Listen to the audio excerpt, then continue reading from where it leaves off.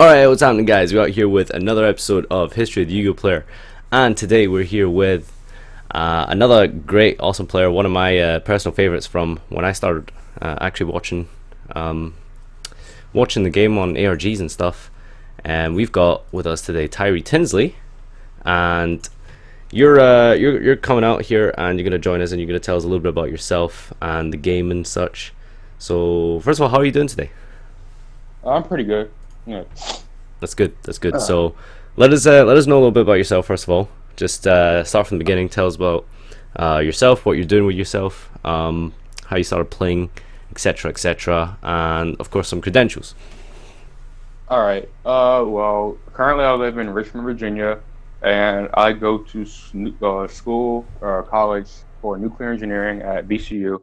Um, been there for a few years now. I had to take a year off because of some medical issues that I've.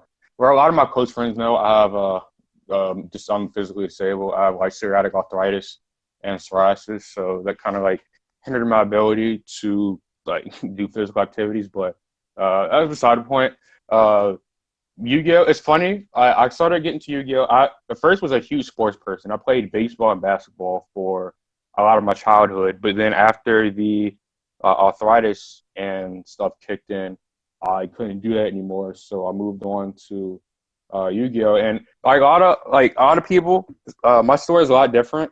A lot of people started with the Yu-Gi Kyber structure decks, but I didn't. I started off with it's kind of random. My friend Matthew was the one who actually first showed me Yu-Gi-Oh cards, and it actually wasn't a structure deck. I just started off with some some extra cards and just giving me. It wasn't even a structure deck, so I ended up just playing around. Obviously, there was no rules or anything. We just normal summoning like summon skulls and cards like that. It's like we just watched TV show. So and my first structure deck was actually the Joey structure deck because I didn't start playing back when Yu-Gi-Oh started. Then like LOB, I started around I think it was like Pharaoh Servant time. I believe I'm not sure exactly. All I know is like the first structure that I got was a Joey structure deck, and that was the first pack I ended up getting was I believe a Metal Raiders pack, and I'll pull a Black Skull Dragon. That's like one of my favorite cards right now. So that's my beginning of Yu-Gi-Oh. As far as like credentials go, I think 10 YCS tops, 4 ARG tops, and 2 YCS wins currently.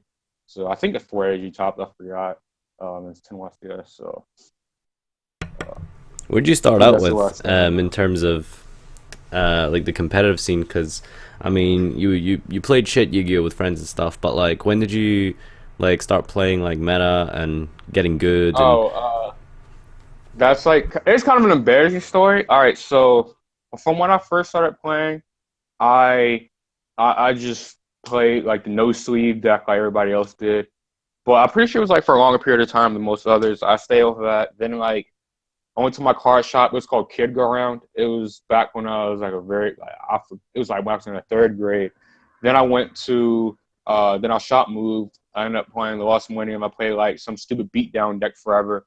My first like I just stayed at that like level. I was like X2 locals, X3 like forever. And then eventually like I don't know what like when I started wanting to get better. I think it was like after because I quit for the first time after like it was like a year or two after I first put the car. I stopped playing.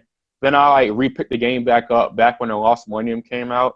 So and then a little after that, I wanted to start actually like getting better. So my first like good deck you can say was probably I don't know if people remember this, but it was like Apprentice Monarchs with like Crystal Seers Rises. I mean I was terrible with it, but that was my first like semi-competitive deck because I went on metagame. I saw Justin Kreffermeyer did a deck profile on it. So I wanted to just, try to get into it. And my first big event was Shonen Jump Edison, which funny enough was the last Shonen Jump, I believe. And I did awful there. I ran Flameville Cats, I believe. Yeah, Flameville Cat there. I wasn't really used to the big event like scene. It was a terrible deck choice, but I didn't really know like much about competitive Yu-Gi-Oh at that point. I had a few regional tops prior to that. Strangely enough, I think I had like 8 or 9, I believe. But the decks I top were for. I remember specifically. one was like a 43 card Gladiator Beast deck.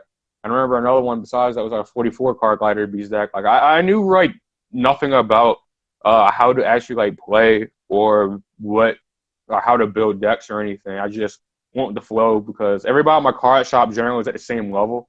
So we all just like talked and just threw around ideas. Granted, they weren't that great, but I mean, they were good times. They're still really fun times. I ran like a whole bunch of different decks back then.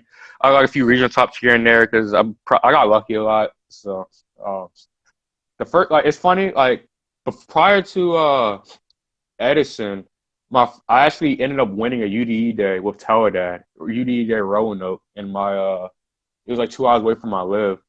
And it was kind of like a shock to me because I wasn't used to anything. Sure, it wasn't like a major event, but that was like the first thing I ever did. I was like 15 years old, so it was like the first thing I ever did in Yu-Gi-Oh! So I was really happy about that. I walked away with like I think it was like a crush card virus. Sold that off, and with I sold it off for like $400 or $500, and I'm like 15, so I was just like didn't know what to do with that kind of money. So it was just like that was like one of my like earliest like that was one of my earliest things that I really like enjoy doing.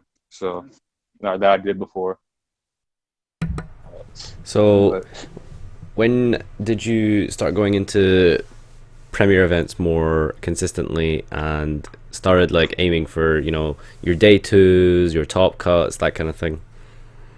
that was right after Shunning Jump Edison, actually.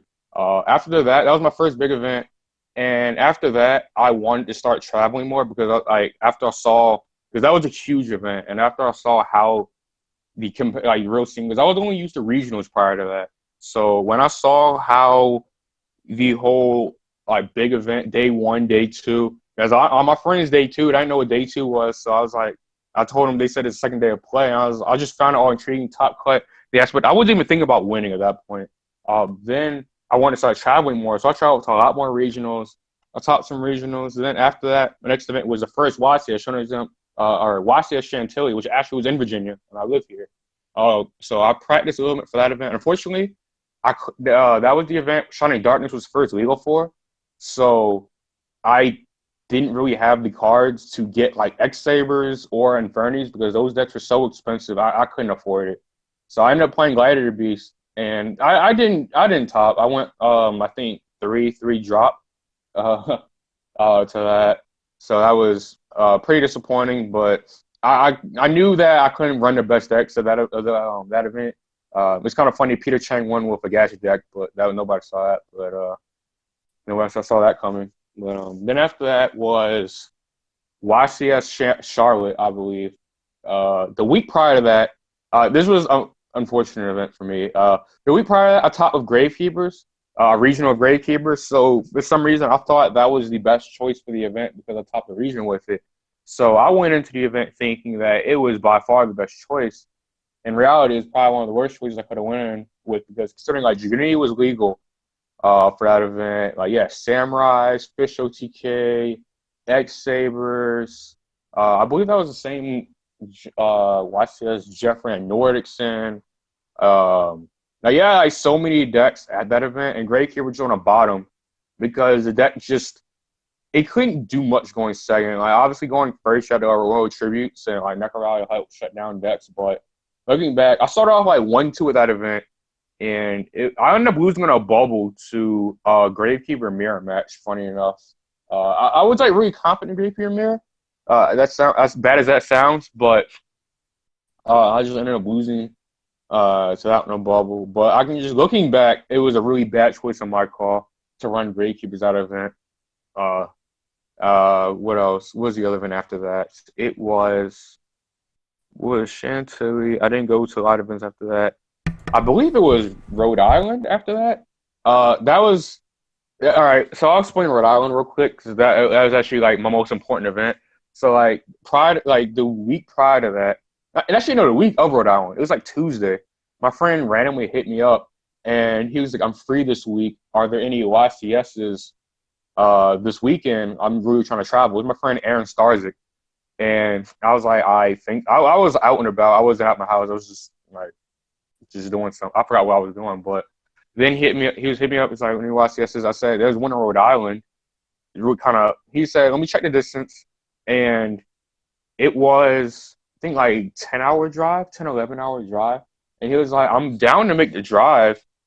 And it was kind of, I was surprised he was like down to do it. So he was like, we just get a car together, then down to go. So I had enough money saved up. So I was like, I'm down to go. I hit up a few of my friends. One of my friends, Thomas Vo, who I just recently became acquainted to. I hit him up because I happened to get his phone number at the last regional, which was like a few weeks prior to this. I texted him. He was like, he's down to go. I hit up my friend Andrew, I hit up my friend Antonio, and they were all down. So by Wednesday, we were all set to go on this trip, like literally last minute. So that was kind of crazy for me. Then we get there. That was the event I actually ended up winning. Funny enough. So like so prior to that, I was testing with my friend Aaron a lot. It was like my car shop for like a month straight. Like just literally a month, every day at my car shop, just testing plant mirror meshes. I just constantly tested plant mirrors. So that's why I really want to go to this event, just because I was playtesting so much. I was just really wanting to go to an event to help, because it's also right before nationals. The last watch before nationals, it was in, I think, May or June. So I was this really helped me play for nationals. And they're having a YCS I can go to.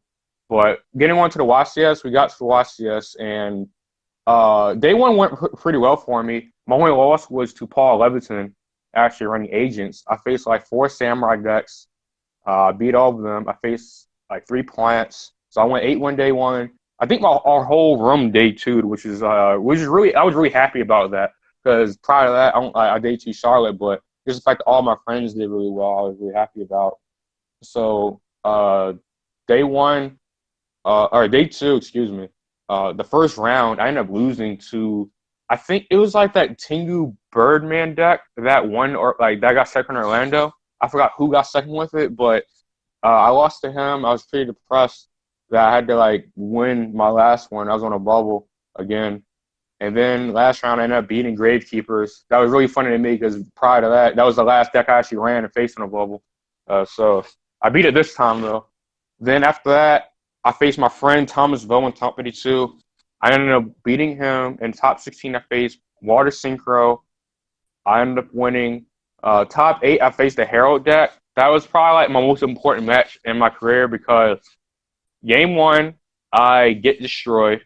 He's running the Herald Asian deck. Game 1, I get destroyed. Game 2, I win. Game 3, it comes down to, I think I have I have a Magical Android on board, 3 back row set. He has a Herald of Perfection, full like 4 or 5 favorites at hand, 2 a Gozen match face up. So I literally can't make any. I can't play. So I literally just I'm sitting there. I'm thinking, the minute he negates with this Android of Herald, I lose. I'm going to lose the game. So I go game. I'm really low. I'm at like 1800. So I go past game 6. He goes draw pass, because he can't get over to Android. He doesn't have honesty or Karen, I guess. So I go draw pass again. Game 6. This is going on for like 8 or 9 turns, and he realizes this when he has like 1 card left in his deck. He goes, I go to like 9200, and he finally negates, and he draws his last card, and he puts all of his monsters on board. He like turns his Herald to attack mode, has like a Manager, a Christie, and something else.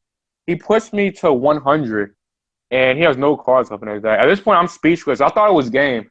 I'll enter my calculator. I'm at 100. So Judge does it. He does it like 4 times. I do it one more time. Judge does it again, and we're like, yeah, that's 100. Like, I'm at 100 life points. So I just draw, and that's it. He just decks out. So that was like one of my craziest matches in Yu-Gi-Oh! Because at any point, if he just negated with that Herald of Perfection to get in my Android, I'd have just straight out lost the match. But he didn't, so I ended up winning. And after that, I faced, I think, Frog Monarchs, and I faced Infernities in the finals. Those 2 are feature matches. So that was pretty crazy. Then after that, I started just traveling to a lot of events. So I went to nationals. I didn't do well at nationals. I can just say after this, I didn't do well at any events I really went to, because, like, not really my head wasn't really big, but it was just, I think I was just like a little complacent after winning. Like it just because I wanted to top, and I ended up winning and topping at the same time. So because of that, I ended up getting a little complacent, probably subconsciously. So I probably wasn't. I didn't. I know for a fact I didn't try as hard at any of the events I attended because I attended nationals, YCS Indy, YCS Ohio, YCS Kansas City, which my friend Courtney Waller actually ended up winning. I lost on a bubble at two of those events, Kansas City and Indy, and national. I just ended up just completely scrubbing out nationals. But leading up to this event, I was a little complacent with just winning, and it took me unfortunately scrubbing quite a few events, like 3 or 4 events after that, to finally do something. So after that, I finally topped YCS Atlanta 2012, the new year. It really took like a year straight of me not topping or to top again. I'm topping with windups.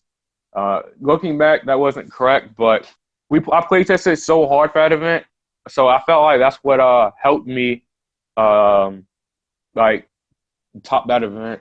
Also, that kind of like told me something because I was like the only event prior to this I tested that hard for was Rhode Island, which I won. So that kind of instilled the hard work that I need to put in for these events. That kind of like told me what I need to do for these events. Um, the rest of the year, I didn't go to too many events after that. I didn't go to Anaheim. I didn't go to Long Beach. I didn't go to Dallas. I didn't go to any of those.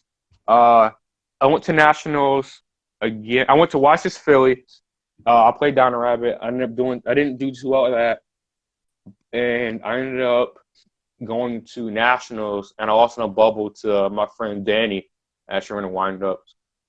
So that was pretty much in the competitive scene at this point. I started to get to know a lot of people. I was used to traveling, used to the YCS scene. Um, and again, my next top, I believe, I want to say it was YCS Philly 2013. What's it? YCS Philly? No, it was my second win actually. Funny enough, so I had YCS Meadowlands was coming up because I went to Miami. Oh, I also went to YCS Miami, and what did I end up doing there? I also bubble that one, so I lost to Travis Smith actually. He ended up winning on a bubble, I believe. So prior to that, or after that, excuse me, after that, YCS Meadowlands was announced. I had the water deck, and I really want to do out this event. I just really wanted to. It was the last event before Nationals again. So I was talking to my friend Raheem. I built my deck with him at first. I tested with my friend Carl. Doing Network was up at this point. It was up and running. A lot of people were going on it, so I always test with him. I was with him literally every day. I was testing his Fire Fist a lot because I felt like I saw prior to that, a lot of water players kind of struggled against Fire Fist when they didn't draw Heavy Storm, which I didn't like. I didn't really like the whole, if you didn't draw heavy, you just lose. So I was literally just trying to find every single way to gain an advantage against Fire Fist and Water Mirror without making the deck worse against the other matchup. So I was watching so many deck files from everything from over here to to where I think Austria where Claudio Kirchner was playing, Europe, like European deck profiles. And one thing that hit me was a lot of European players and Claudio ran Moon Glacier. So that kind of like stuck out to me, but I didn't think anything of it. But going on, I went to a 1K with water. I ended up doing all right with that at that one. I went to a regional. I went 8-1 at that. But I saw that I lost to Moon Glacier a lot of the times when I played the matchups. And I took that as a notice. I was like, I'm only losing to Moon Glacier. In Water Mirror. So I looked into that and really wanted to incorporate that into my deck because I was like, if I'm losing games to players to water, running this card, the players, they weren't terrible, but they it just wasn't the game just swing so much in their favor because of Moon Glacier. I was like, all right, I want to run this card. So I ended up testing that a lot. I ended up putting that in my deck. So fast forward to Meadowlands after testing a lot, and then I ended up going undefeated day one. I faced 5 fires and I faced a mix of fire, water, and 1 Evil Swarm. Then day 2, I gave the win to the first round opponent because I was undefeated. It ends up being one of my the best friends I made in Yu-Gi-Oh, Christian Georges. I ended up giving the win to him round 10. And round 11 I lost to Satoshi Kato because I wanted to play just so I wasn't rusty for top 82. And I ended up winning that event. It was real shocking. It's funny, I ended up facing James Guerrero last round of day 1 and in the finals. That was really funny for me. But I was really happy I won that. Because once again, I practiced real hard for that event. My deck, I felt like it was as good as it could have been for that event. I was really confident. I have to give a lot of credit to my friends. I gave a lot of credit to my friends for that. And then after that, I'm trying to think after that was Jaguar was correct? I believe so. So after that, I went and I didn't do too well at nationals, but because I didn't practice and I couldn't even get that mad because I just didn't practice a lot for some reason. There was no good reason I didn't practice. Then after that was Dragoon Rulers. I went to a few Dragoon Rulers, Dragon Rulers, Marine Rulers. I didn't go to many big events. I didn't go to California. I went to a few ARGs. Then after that, I think I topped a few ARGs after that. It was ARG Charlotte. Patrick ended up winning with his water deck. I think it was Reckless Greed. It was like Reckless Greed, Undines, and that kind of stuff in his deck. I ended up running his deck for Charlotte, and after that, I ended up what was it? Where were the events after that? Do you remember what events were after Water? I'm starting to get the years confused. I have no idea about this time period, so I'm not sure myself. I know. Okay. I know. Let me think. I know. Let me see. What events were after that? It was Charlotte's. It was Water. Oh, Washington, Atlanta. I remember that was around the same time actually. That was prior to ARG Charlotte. Patrick ended up running the water deck that with unknown stuff in it. Because prior to that, people it was like mostly Fire Fist. I ran Gears that event. I worked with Sam Pedigo on the deck. So, are you sure it was Atlanta? Because Bowden in the chat is saying Vegas, YCS Philly, then Richmond, Virginia. Well, I skipped Vegas. I didn't go to Vegas or any of that. I know it was like Washington, Atlanta, 2014, was it? That's why I'm getting everything. This is a time period which everything's confusing to me. I'm trying to think. What was the first event? It might have been that order. So he's probably right. I don't know. It was regardless. I ran Patrick's deck for Charlotte. Bowden and Jonah were there actually. That's the first time I met. The first time I met them was at Atlanta. Funny enough, and I saw them again at Charlotte because they stayed at Brandon's house. But around that time, that was then. And after that, my next YCS top was YCS Philly, I believe, 2014 with Dragon Rulers, which in hindsight was incorrect. I should have just ran. I know a lot of my friends ran Gearges, but it was just incorrect to run Dragon Rulers because in hindsight, the deck was kind of weak at that point. You had one of each roller, Soul Charge, Soul Charge at one. You had one one of each roller, Tree Bandits and Card Troopers at that point. But that was just so weak. Like you just couldn't win without drawing. Like there was a lot of games I couldn't win without drawing Soul Charge. But funny enough, I faced like 5 Boojins in Swiss of that event, which was good considering I main skill drain, which I feel like also was incorrect because I was talking to Patrick Hopeman in between rounds, and he was just explaining to me why skill drain just wasn't correct in their deck, to where the deck just took so much damage in the early turns of the game with Curry Bandit, like skill drain just kill you. So I realized it was probably incorrect. Like, So, but I mean, right now unfortunately, up on stream, I've got you playing Infernity against. I'm not sure actually. It's with those Google Glass things, or whatever. And you're going off with Infernity just now. I mean, you must have played that deck a lot for these events, like going into 2014. I get to ask questions now like, because I actually knew like this format and stuff, so I kind of know where we're at. like, but So yeah, like I practice a lot with Brandon Wigley for like it was like Brandon, like me, Brandon, Bowden, and Jonah are on Skype a lot, practicing for the ARG in Richmond. That was actually like a fun event because like nobody knew running Infernity because that was right when Soul Judge came out, so everybody was gravitating towards Dragons for that event, and we were it was like Dragons and Geargia, but we saw another way to we saw something else we could run to use another deck like, and we were like we could just run Infernity like when Soul Judge came out. And Brandon brought that up, and he also brought up a card called I think Tyrant's Tummy Ache. Is that what the card was called? Like it was a card to where you can't special summon level 5 heart monsters. It's a newest trap.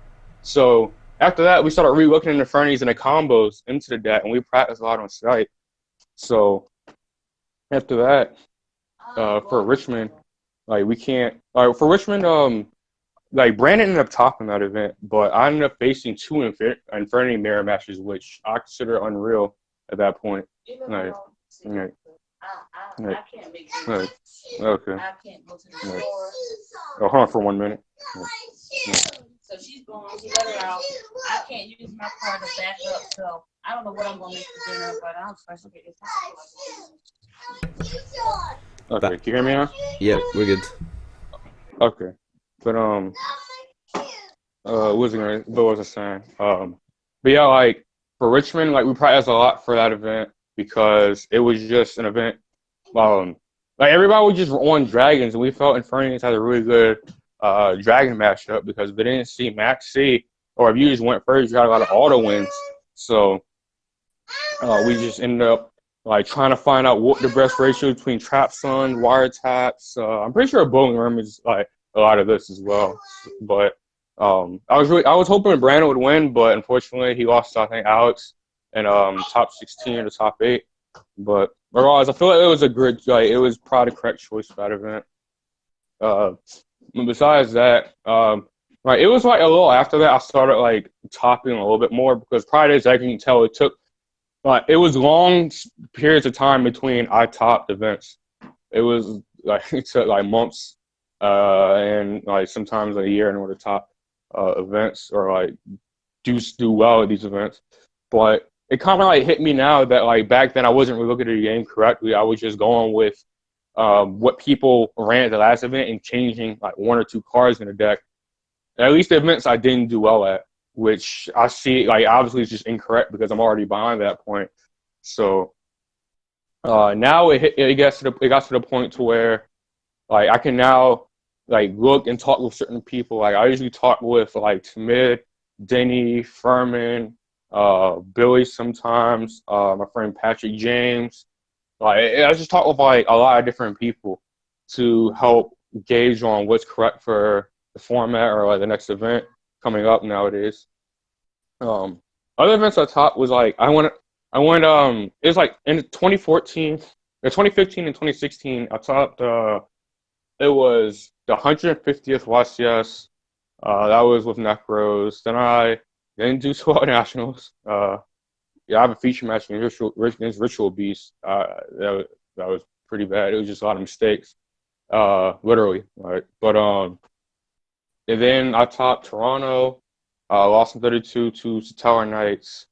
And then after that was Dallas. I lost to Air Christensen, unfortunately, running Infernoids. Then I lost to. Then I topped. Atlanta with the Pendulum deck. And then I topped Vegas with another version of Pendulum deck that me and Tamid ran. That ran what was it? It ran Archqueen's Eris because you go Armageddon Knight, send Eris, you add a Centric to your hand. So like Armageddon turns like a high scale, which is like another thing the Pendulum deck didn't have a lot of high scales. So after that, it just gets to like what we currently have right now. I just ended up running that Infernoid running best deck at Ohio. Shout out to Ed Exception for that. But then national, and after that, I just didn't really like do too well at events because of like lack of practice. But in Minneapolis it was the last event I went to. I ran DDDs, and once again, that was the lack of practice. Because as of late, I just haven't like had a chance time to practice a lot. So that was like that's pretty much it for me, like history wise. Like Yeah, all right. I mean, that's pretty cool. Well, I mean, you touched on a little bit about recent years. I guess that kind of brings us to like, where we're at now. You played DDDs, you said, for Minneapolis, right? yeah. Yeah. So was this before? Well, actually, Minneapolis would have been before ABC. Um, why did you pick that deck for that event? That's kind of interesting. All right. So I was talking to my friend. So prior to that event, I didn't want to run. I didn't want to run BA because I felt like BA was just the same old. Didn't give me any like real advantage for the event. Metal Flow, it wasn't terrible, but I felt that deck. Like, if I didn't draw, because his Javelin was starting to fall out of pocket. Because like Blue Eyes, it was good against Blue Eyes, but it just wasn't that good against anything else. Especially with Ties of the Brother and Magic Specters getting more popular, but um, I felt like it was like I couldn't run my Metaphor because you had Gofu and Kieran and like you had the advantage of counter to make so you always have scales, but I just didn't like the deck for 16 rounds. I didn't feel like it could like win me the tournament. And to be honest, the one deck I wish I would have ran was the Ties of the Brother and Magic Specter deck. I just didn't look into that enough. But on to why I ran DDD still. I felt like every other deck just didn't give me an advantage. And I looked at my friend Adams topped the regional DDDs. I think a week or two prior to this one. So I was like, I messaged him. I asked him like why DDDs, and also I was talking to my friend Ed, before this about DDDs. And I was asking him about the deck and what the deck can do. And I ran the deck a little bit, and I saw that the deck could just do a lot. It had a lot to do, and I get something like Hope Harbinger. It had like the Regular Break Trap card. It had a search every turn. You could search every turn. You could like Suga, like Ragnarok, which is Monster Reborn. So like the deck had a lot of options. It just wasn't as easy to play as the other deck, so it took a lot of practice. So I played it at regional prior to Minneapolis. I was in a bubble of that, but regardless, I still saw the deck could like function really well. However, that one I saw that the Venice Fiend like route that a lot of people were taking with the deck. I just didn't like because I just didn't like the whole floodgate route with DDD because the deck is powerful enough at doing combos. So I just didn't like that. But I just felt like, and I was also talking to Joshua Schmidt about it during Minneapolis. I was talking to him about DDDs, and he ran a deck the same weekend. He had some tournament, I forgot what it was, that it was the same weekend as Minneapolis that he also ran a deck at. And Yeah, I think it was we a ran like the same CTS, deck. basically regional. Yeah, we basically had the same deck. He ended up going X2. I ended up like going X3 drop. One of the matches I lost against Menifo was purely my fault. So I feel like I might be able to top Minneapolis, but once again, like if I'd just played a little bit more against Menifo, because that was one of the few matches I just didn't have a chance to play against a lot because with DN being down, I couldn't really hit anybody up to test against it online, and people on my locals do not run Menifo. Like, it's literally just strictly Burning Abyss and Pendulum, just straight Pendulum, like Skyrus Pendulum at my locals. So yeah, I did it. Right now I just topped a regional, I think like last week or something with DDDs. Even with ABCs being legal because I just didn't want to run ABC, and I felt like I just changed a few things up. And I had help with my friend Jerome Porter on the deck, with the DD deck for it, and it worked pretty well. I just don't know about it going forward because ABC is obviously like changing more, and people are like perfecting the builds more. So I'm not sure. I have no real events until next year. I guess ARG December, like Richmond in December, because it's 10 minutes away from my house. But like no real events for the month of November. Just taking a small off season. So we've done a pretty in-depth timeline of your whole career and stuff. Next, we're going to talk about like understanding and mechanics of the game itself. So looking back, however many years, I guess, let's talk about when you're kind of transitioning from kind of like, yo, we're just playing for fun. We're just out here with our summon skull and stuff like that, or similar cards like that. And then you start transitioning into like thinking about the game more and like more critically. What were some of the like major realizations you had when it came to like understanding mechanically, like how to build a deck, how to choose a deck, how to even just the technical play as well? In the very early days when you transitioned into like, you know, a competitive player, what were some of the things that you remember that kind of stick out? So some of the things that like made me realize, because the people I talked to then and now it changed. The people I talked to then, I talked to right after I went. It was like Courtney Waller, my friend Thomasville, Raheem, Antonio. It was like a group of friends, but like it's kind of, I'm trying to think how to explain this in a really simple term.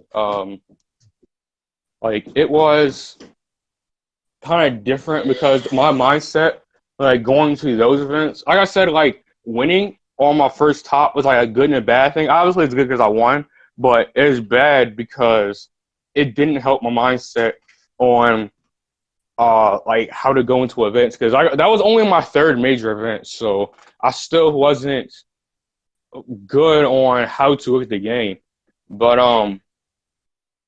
like like, because before how I looked at it was I would just I would just look at somebody's deck, and like even the deck I won with was like Galley's deck, that the plant deck it was like Galley's deck with like 2 cards changed. So for some reason, like after that, I felt I could do that for multiple events and just get away with it. But obviously you couldn't, because you can't do that because with that formats change. Not always will like like, can you just take somebody's deck and just do really well with it? A lot of times, like you can, like things just happen. You would just be behind the curve. People have like new text in their deck. So eventually came to the realization that I couldn't do that after me just not doing well a lot of events.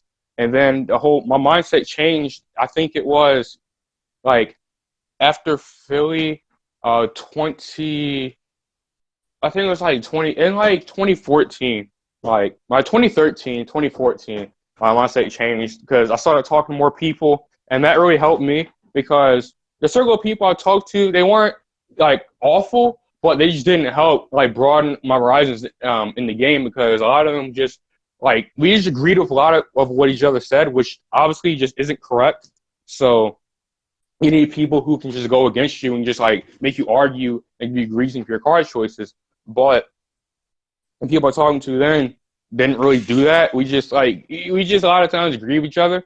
And maybe just put up a card or two here, but that's not what you need. So I'm talking to more people who actually like put up arguments or didn't agree with the card choices I was doing.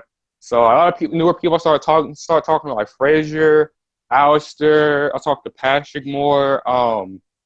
Who else was back? Good back. It was like, I don't really talk to Bill yet. Like Joe Girlando. Who else? Rob, not out. Like said, Alistair already. Like Jay Williams. Like just like a good amount of people who like already had like credentials set in. Like I started talking to them, and they helped me like shape what how I should look at the game. They help shape on like who I am in the game today, how I should look at the game. Like you can't just, if you like, they said, I think Frazier said this, I forgot who exactly it was, but the minute you like copy somebody's deck who already won, you're already behind at that point. So that was like something that like stuck to me. To whereas like once you do that, the people who won, they've already changed their decks by the time their like video gets uploaded to YouTube. So that helped change my mindset, and also like what decks to run. Like you have to look, and like you can't just just because a mass majority of people are running one deck doesn't mean it's correct choice. A great example is like Fire Fist. That was just regardless of what Bowden says is not correct, but Water was like I feel like was correct choice back in that point. But regardless of like what was correct or not correct back then, that just proves that you can't just run what everybody else is running. Like just because your friends say something doesn't mean it's always correct. Like obviously they might be correct, but they obviously people can be wrong. So like talking to more people really helped change on like what like helped me in the game. My closest friends right now that really helped me with that were like Tamid, Denny, Christian Georges, I talked Joey Chow, and like a few others, Furman. They really helped me. They really helped us with that because like that whole group, like we all like have different opinions on cards, whether it be like card choice or just decks entirely. So we just help each other, like perfect each other's decks or like in technical play because we would always do Skype at night and just play on Dual Network when it was up. And it would just help us like really perfect the decks and what we could do with the decks. So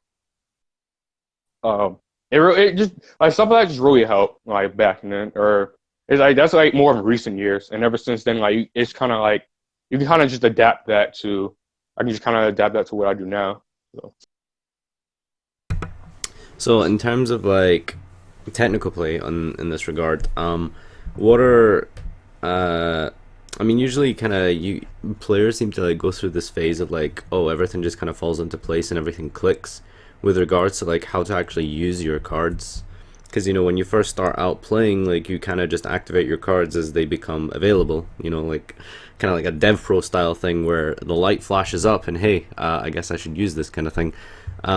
What are some of the things that you can like look back on and think you did wrong when it came to like actually like looking at your hand, looking at the game state, and choosing a correct line of play? How have you improved, and what are some like advices that you can give to people when it comes to like actually like choosing the optimal play in certain situations, etc., etc.? One thing I did do back then was I played too fast. That was like a major problem that I had when it came to technical play. I would just like look at my hand, and if I could, like for instance, like it would be one of those if I had heavy and my point two back row, it would just be like a go signal in my head to just activate the heavy. Don't even think about it, and it would just be like it would just be that for like a lot of common scenarios. Like I would just look at my hand and not even ask myself why I was doing it. It would just be one of those common. I would just do it so often to where when it did pop up, I would just do it.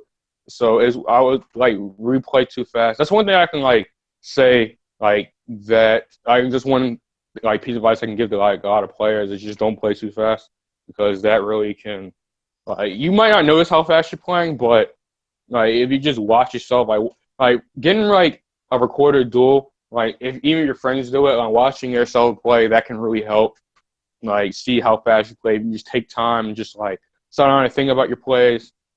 That's one thing that helped because like that's one thing Fraser pointed out was like I played really fast. So like after that, slowing down and doing that really helped. Obviously now there's like less technical play than there has been in certain formats because with ABCs doesn't but so much technical play you can do in that deck because the deck's so linear.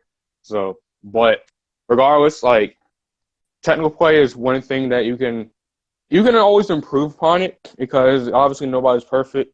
But what helped me was once again like playing at a reasonable pace, thinking about what were the possible plays. Also, watching other people for me really helped because there are certain plays to where I just wouldn't see. Like when I was trying to get better, like years back, there was just certain plays. No matter if I looked at my hand for a while, I just wouldn't see. And I would watch like my friend Tyrone or I'll watch Gazzaro, Jerry play, and I'm like, yo, why are they doing those plays? Like, what makes them do that? And I just wonder why. Sometimes I even ask them why they did that play. I just go up and ask. I'm like, yo, why'd you do that play?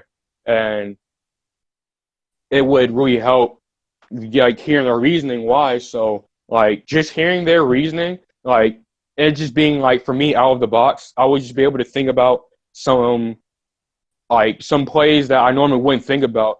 Another thing is helps in play testing. Like, just don't do like you don't always have to do the accepted right play. And testing, like that's what testing's for. You can just try out different plays. If it doesn't work, then like just go back to your other play.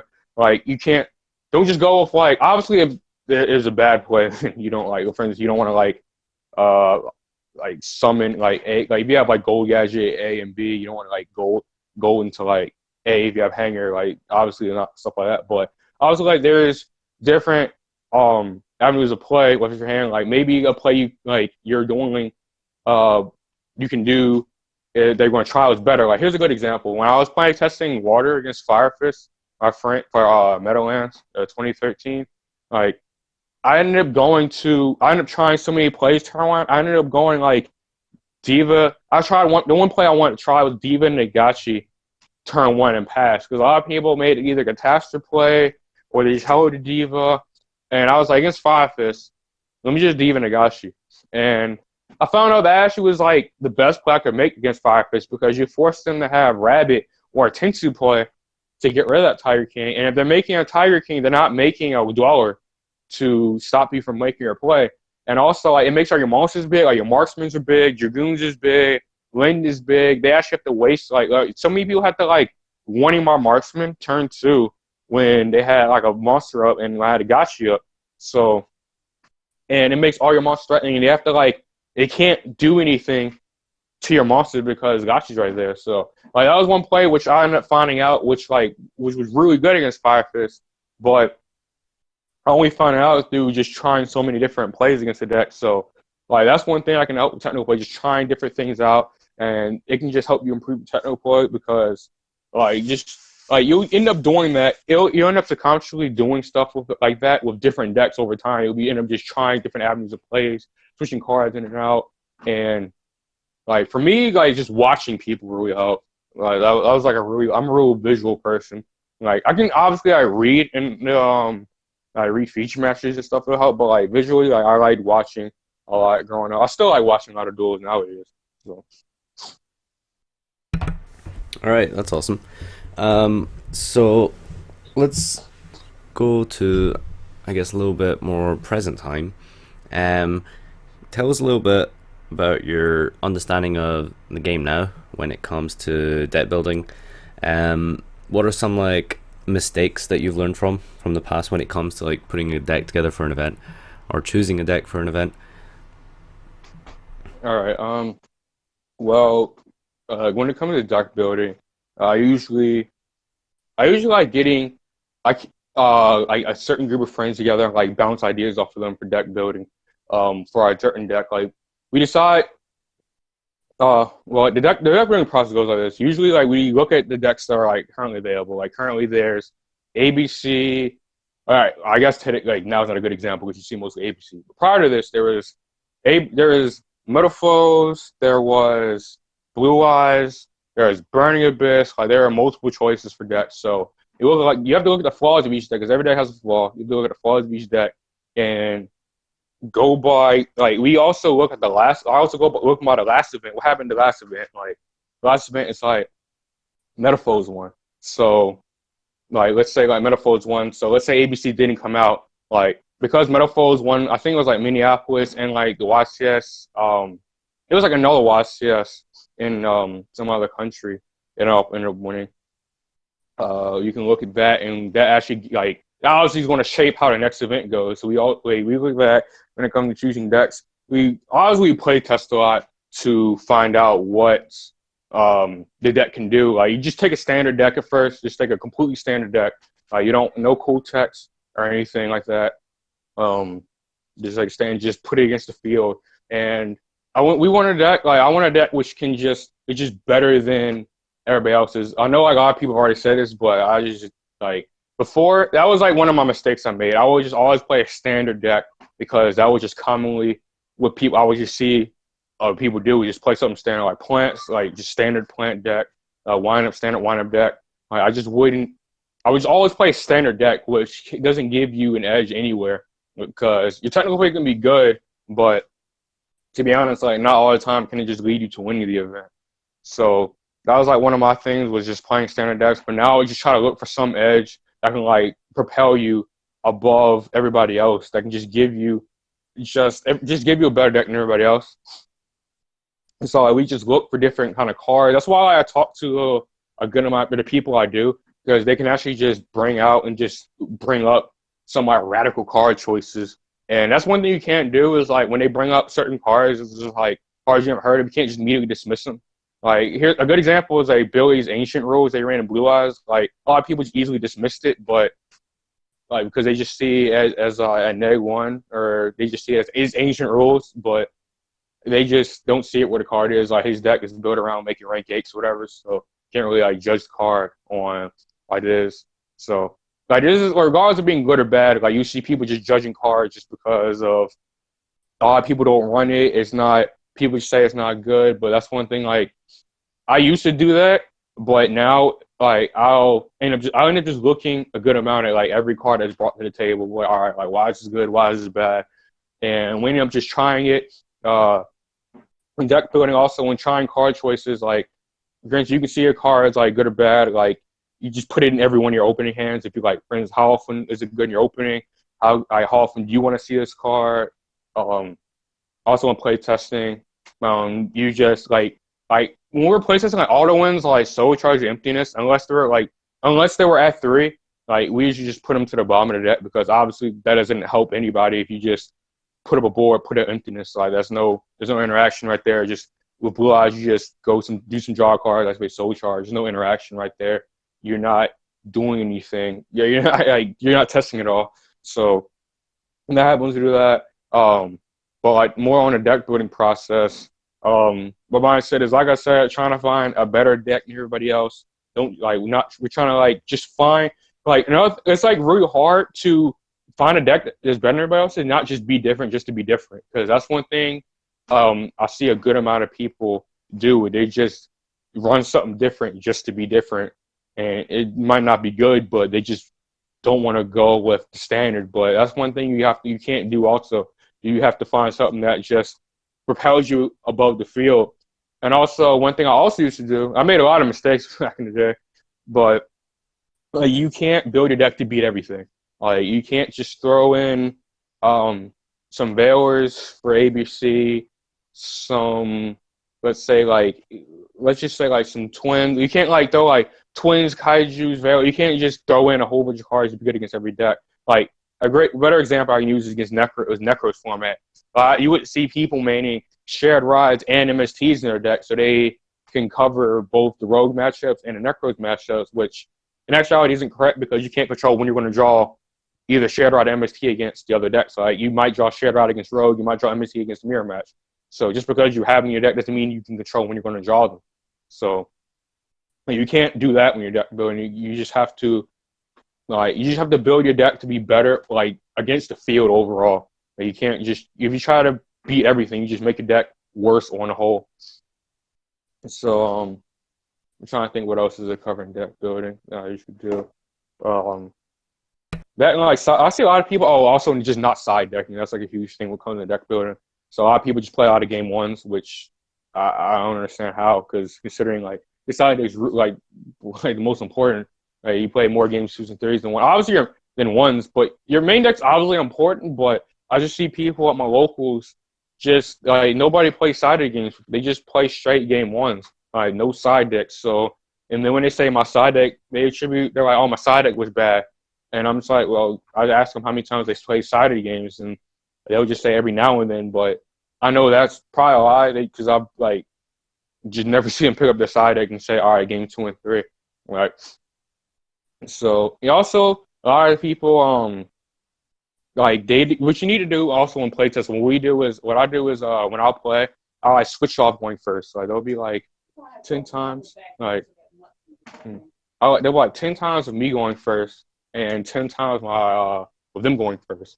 And that'll like help you also like build it out for like how many times you use going first and second. Like a lot of people like switch off, but I did and it'll help you help you find out how good your deck is like going first and second, what you can do to help. Like if you're just losing every single game going second and you're winning every game going first, well you can obviously change that up. You don't want to like accept just losing going second every single time, because you go second 50% of your game ones, so you can't just accept going second and just losing, because everything that's just saying like what happens game three, like for you, like obviously you have side deck cards that help mitigate like what they can do going first, game three, but obviously you're not going to always draw them.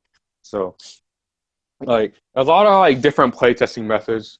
I don't really. The one thing I probably should do, and I don't really do as much, is play open handed, because like Jerome, he told me like him and Patrick and all of them do that. They said it helps. I've done it a few times, but for some reason I just haven't done it as much. So that's probably something I could do more so going with a lot of people I do talk to or test with, but but usually like nowadays I can usually like get a good gauge on what deck is correct. Granted, like obviously if I play enough, like obviously at Minneapolis, I didn't.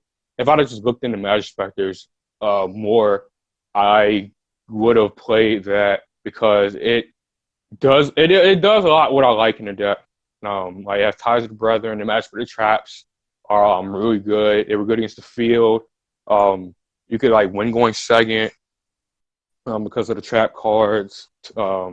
So, but that's like some of the mistakes I guess I made was like in deck building. Like you just have to play a good amount so you're not wrong, because you can't just play a small amount. You have to play a good amount just to make sure you're spot on with your assumptions. Make sure your cards, like your card choices are right, because deck building is like it is the most important part of Yu-Gi-Oh. Like a lot of people have also said this, but it really is, because deck building can get you there. Once if your deck's better than most other people's, then you're going to get there. So, but once again, it's a really long process to make it so your 40 cards in your deck are like especially perfect. I granted there are exceptions. Like there wasn't so much you can do in decks like Fire Fist and ABC, but those are more linear decks. And I'm talking about more so combo decks like Water, Necros, Wind Ups, like decks like that. You can use, because it's a combo deck. There are a lot of different cards you can interchange in a deck to make it different. You can even make the whole combo totally different. Like in a DD deck I ran, like Gofu wasn't really common, but I ran Gofu in my DD deck to help make Ultimaya. So that was a really common thing for me. Just trying to find different ideas and just mixing them around and like that, and bouncing them off other people. That just really helped. But basically, deck building. All right, awesome. I wanted to talk a little bit about preparation for events and mostly sets. So like it's a little bit different for you now, because like you guys kind of have like YCS Liverpool as a way to like kind of set the stage for you. But let's say for example you were going into something like YCS Liverpool, or even actually the next YCS for you guys, because there is like a new set for that rather than like a whole deck. But basically, when you have something that's like really major, like coming out for like the first event of a format, when nothing is like truly defined, well, when the format is defined but not with the new deck in place, because you know it's pretty different. What do you think are ways to like, you know, prepare for that, or like design the deck in such a way? So for example, in Liverpool, like people were taking like ABC decks and they were all fairly standard. None of them were particularly like outlandish or something like that. What are ways that you prepare for new sets when it comes to going into an event? Okay, so you're talking about like before you have access to the cards, how do you prepare for like the new cards? Yeah, so like when there actually hasn't been like a big tournament yet for a new deck or new set, to actually kind of like set the stage to give you an idea roughly of what people are playing. Okay, so like there's two ways that I could approach that. One is like looking at Japan, like because obviously their format's different, but seeing how they use the new cards and what they did with them is a good way to like gauge or get an idea on what you can do with the cards. Like good examples like Noden, and like before it came out, like obviously the ABC that you see heroes like Trito Heroes Japan, so people are going off of that. Another thing to do is like building them, they would just proxy up your cards and just test that way, like, and just try to like incorporate them into like the current format. And get other people to proxy up some cards, you proxy up some cards, and just go at it with that. Or I know most people do since that's more work, a lot of people just look at Japan. And I do that as well. Just look at like going Yu-Gi-Oh organization, just look at what happens over there, what their decks look like with these new cards, and try to like get an idea of what people are going to do with them over here, and then just incorporate them onto them decks and just play test with them. Like you just test a lot of the new cards. Like we just test a lot of new like what is the card, like Tree Toad. I'm not going to Anaheim, but if I was, I would be play testing a whole lot for like Tree Toad, Dimension Barrier, and all those kind of cards. Like luckily those cards are kind of straightforward, so you pretty much know like what you can run them in or what they do for the deck. But a deck like a card like, let's say like Northern Instant Fusion, like it opens up a lot of plays for any deck because Northern like brings back any 04 lower, like 04 monster, 04 lower, I'm not sure. Regardless, it has a lot of options for deck. It gave every deck outside of Burning Abyss more options. So that cards like that you can really heavily test for like new decks that are coming out. Like you just like my friend before Necros came out, he proxied up the entire Necros deck and just played mirror matches nonstop because he knew he was like, this deck's going to be broken. He's like, this deck's going to be dominant. So he's like, if the only thing that I'm going to be playing against are Necros mirror matches, all I have to play test against is Necros mirror matches because this deck is more powerful than everybody else. And he was basically spot on. Granted, there were like people making mistakes and shit always a Burning Abyss, but like generally he was right with that. So because that's the only when a new deck comes out, that's the only thing you really can do is just I know doing network is a lot harder now because before people just get on DN and play test, but now like you just have to either watch people on YouTube play with them over in Japan or they're proxy over here or just proxy them up yourself. With new cards, it's easier. You can usually gauge on what they're ran in or what you can use them in by looking at what Japan did with the card and just go from there. So, but that's usually how we test for big events with new cards at least.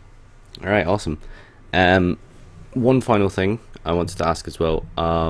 What do you think defines a good format and a good deck in terms of like, when I say good deck, I don't mean like unfair and super powerful. I mean like, you know, something that promotes interaction, a format that has lots of like back and forth, kind of like technical play and a real kind of focus on what it means to like have like a superior deck that you've made for the event and to actually outplay your opponent and be better than them.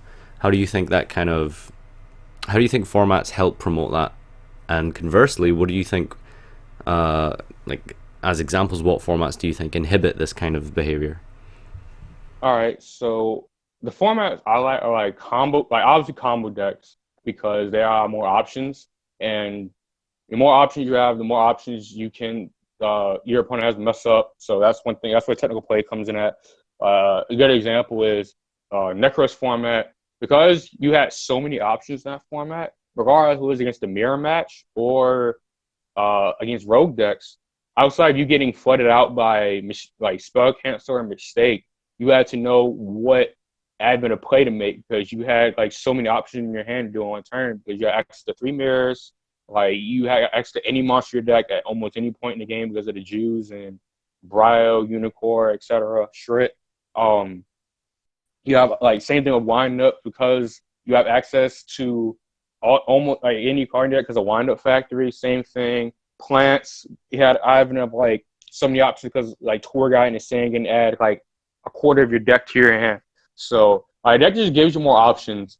I feel like it gives like more better mirror matches in a lot of cases. Like water is a good example as well. I'm one of the few people who actually like the water mirror. A lot of people didn't like the water mirror, but I think I lost 0 water mirrors in a major event because I feel like I really get OTK'd every now and then, but I feel like it was generally a good mirror match because you could do something to like either prevent you from dying or you just put up a board to where like it would just not stink. Like there was just a lot of admin of like just of different plays you could do in the water deck, which I feel like a lot of people just don't really appreciate. So like more options. Also, like obviously there's going to be stuff like wind up Shockmaster, Djinn, and Necros to where like they just make a little like mirrors not as good, but there's going to be like stuff like that in every format. The Monarch mirror actually is one of the best mirror matches and that Yu-Gi-Oh seen in recent history. That's the one thing people actually don't appreciate as well. Like when both Monarch players don't brick, it actually is a really good mirror. I actually really like the Monarch mirror a lot because sure you didn't have the like same. It wasn't really like a combo deck because you didn't really have over so many plays you could do because the deck was tribute summoning. But the fact that it was really hard to, there were little tricks you could do in the Monarch mirror, and there were like plays that you could do to where like everything you were doing, like your opponent could do as well. So there was a lot of technical play and a lot of interactions in a mirror match that could just like, because for instance, like if your opponent you go first or Storm Forth Ether, you can't really OTK on that if you don't Brit. Yeah, like Pantheism Prime, you can set up on Storm Forth, Erebus play, and they have return up. The game's going to go for a while because your opponent's going to be putting back their resources. You're going to be putting back your resources. So it's going to it's going to be a back and forth battle, and that's where we like in mirror matches. Like when like in the Mecros mirror, couldn't really like go for game with the Valkyries outside of Masquerade, and there were a lot of, and plus like when it comes to deck building in those, there are a lot of, because it's a combo deck, like I stated prior to this conversation, there are a lot of techs and stuff you can put in your deck to make it better than other people's decks. Like other people's decks are still going to be standard, but you can do stuff to make it better. Like for instance, like I remember at Toronto, like we ran Mathematician and our Necros deck to sing Global because it allowed us to first turn, like instead of having normal 6 Jews, you have 8 Jews, like essentially.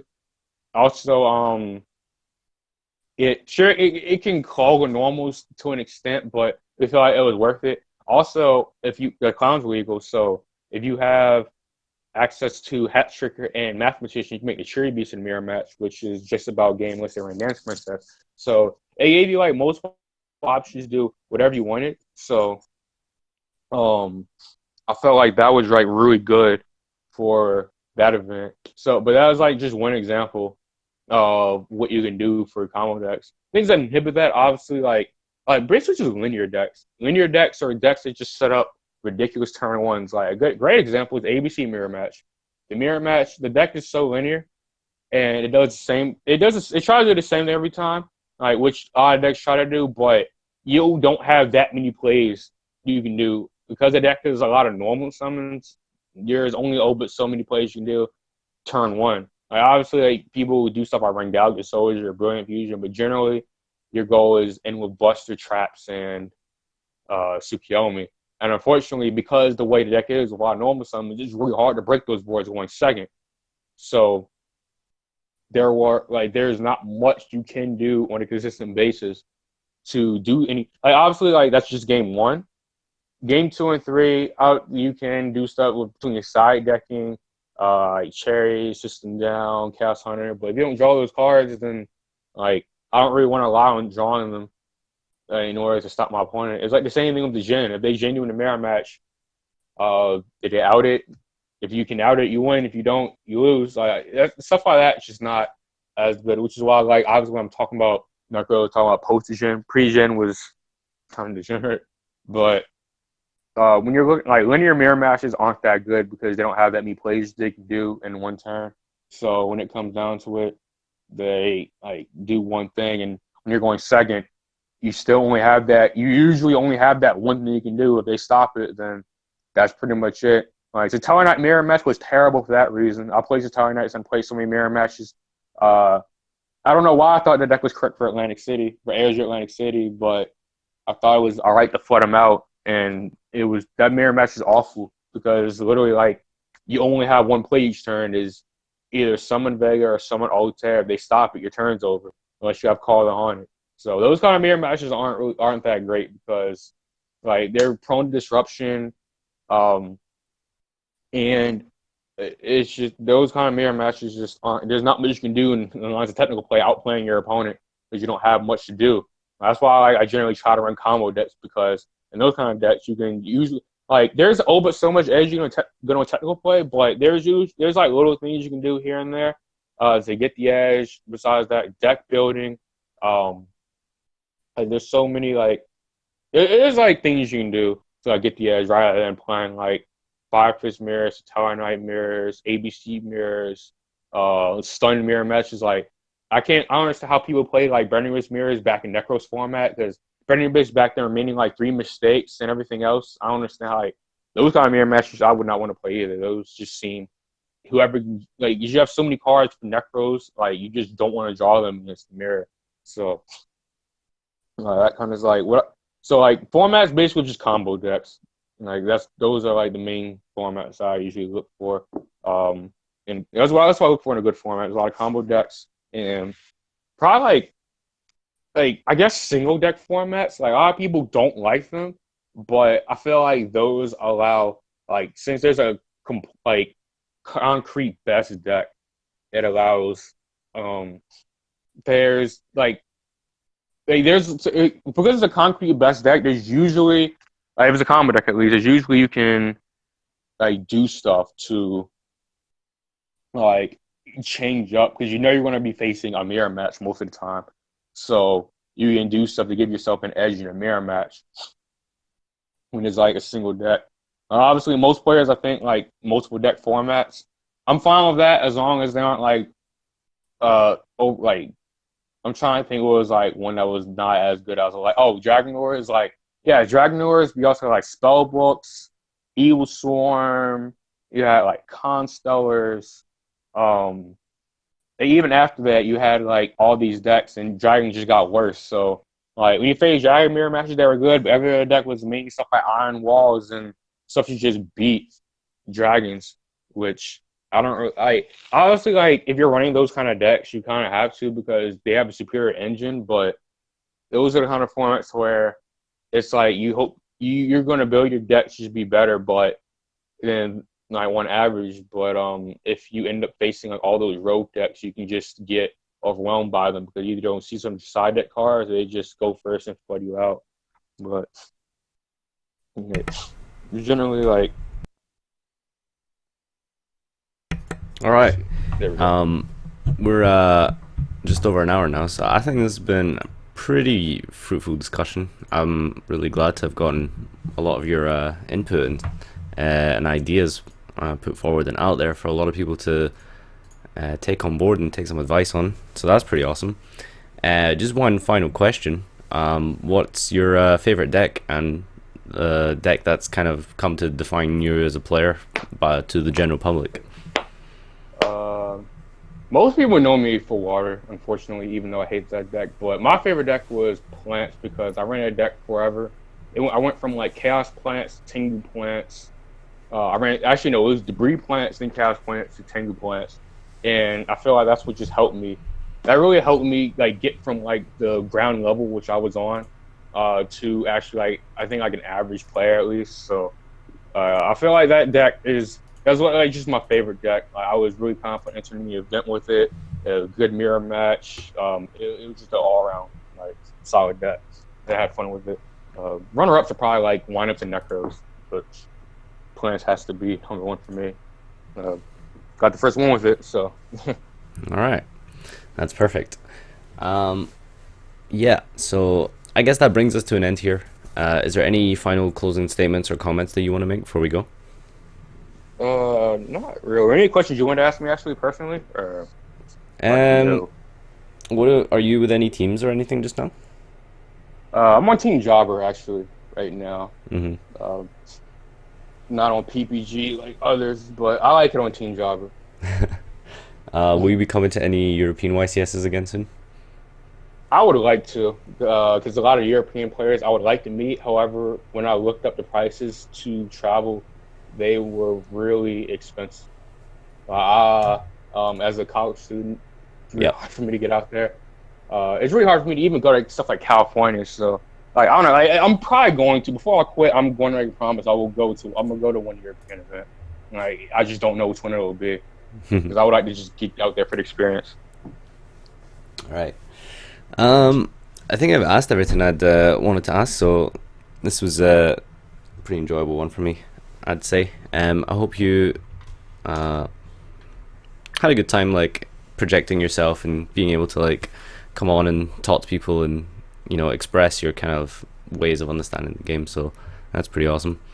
Oh yeah, I love doing stuff like this. What? Sorry. That's how I love doing stuff like this. So it's no problem for me. All right, that's great. That's good to know. But yeah, guys, if you joined late, then we'll have this video on YouTube for you to catch up on.